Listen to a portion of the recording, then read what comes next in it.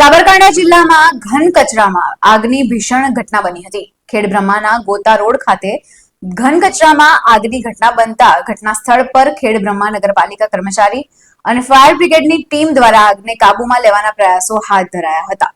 ભારે જહેમત બાદ આગને કાબૂમાં લેવાઈ હતી। આ આગની ઘટનામાં કોઈ જાનહાનિ થઈ નથી।